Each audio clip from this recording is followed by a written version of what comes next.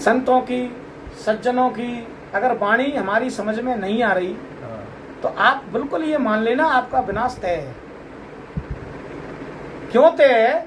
क्योंकि अहंकार जो है हमारा अब चरम पे है, और जब अहंकार चरम पे आता है तो उस अहंकार का मर्दन करने के लिए भगवान काल बन के प्रकट होती है और साफ साफ कर देती है। तो देखो दूत भी साफ साफ कह रहे हैं कि हमारी मानो तो जनक सुता जगत जननी जानकी जो है रघुनाथ जी को सौंप दो और रघुनाथ जी की शरणागत हो जाओ, और नहीं तो तुम्हारा मरना तय है।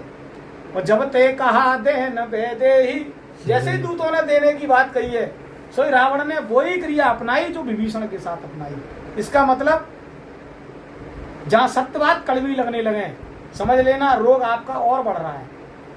रोगी को जैसे अन्न अच्छा नहीं लगता, अन्न क्या है? जीवन है, अच्छा नहीं लगता रोगी को क्योंकि रोग बढ़ रहा है उसका। ऐसे ही जो मतांध रोगी है उनको भी प्रभु का नाम जो कि जीवन है, जैसे अन्न जीवन है ऐसे प्रभु का नाम जीवन है। वो जीवन उनको अच्छा नहीं लगता, जीवन रूपी यानी राम नाम जो है वो जीवन रूपी है, अन्न रूपी। जैसे शरीर में अन्न काम करता है ऐसे जीवन के लिए नितांत आवश्यक है प्रभु का नाम, जीवन रक्षक दवा है। तो वो जीवन रक्षक जो घोल है, जो दवा है, वो ऐसे अहंकारियों को अच्छी नहीं लगती, कड़वी लगती है। और नाय चरण सिर चला सोता कृपा सिंधु रघुनायक जहाँ।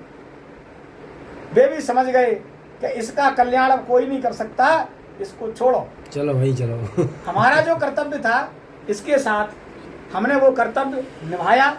इसका जो नमक हमने खाया था एक प्रजा के नाते वो हमने निभा दिया। एक सच्चे मित्र का, एक सच्चे सेवक का यही धर्म होता है, अपने स्वामी को सत्मार्ग पर ले जाना। अगर स्वामी गलत मार्ग पर जा रहा है तो उसको सत्य की ओर ले जाना, और जब स्वामी सत्य की ओर न जाए, विरोध करने लगे, तो फिर ऐसे का संग तजो ताय कोट वैरी समजद्दप परम सनी। जिन्हें न प्रिय राम वैदेही, और जिसको राम वैदेही से प्रेम नहीं है ऐसा चाहे फिर कोई भी क्यों ना हो, तजो ताय कोट वैरी सम जद्दप परम से नहीं, छोड़ दो उसको कितना भी। तो जैसे विभीषण ने छोड़ा था रावण को तिरस्कृत होके, ऐसे ही रावण ने दूतों में भी लात मारी, और ये दूतों ने भी फिर रावण को त्याग दिया। और कहाँ पहुंचे कि नाय चरण सिर चला सोता कृपा सिंधु रघुनायक